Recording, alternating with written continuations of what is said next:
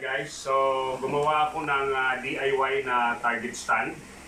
I-assemble ko ng ilang minuto lang para makita nyo. Ito ay DIY lang. Tingnan natin kung gaano kabilis natin may assemble.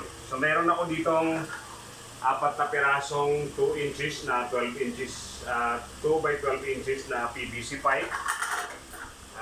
Dalawang piraso na 10 inches. Ang haba niya, tapos 2 inches din yan. And then mayroon akong 18 inches dito. Okay? So dalawang kahoy na magsisilbi nating pinaka-stand. And then ito naman yung mga target natin. So assemble natin, guys.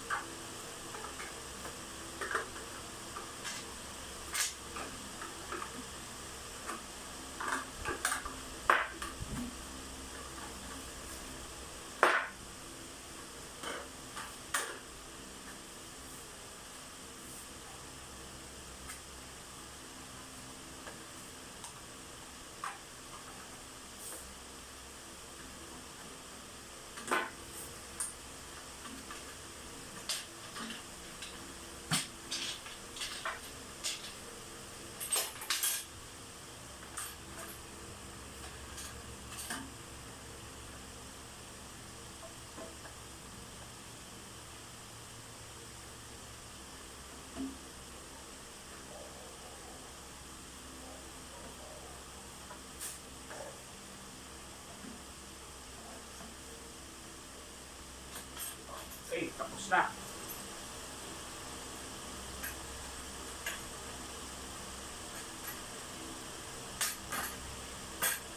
Okay, so yan na yung target stand natin.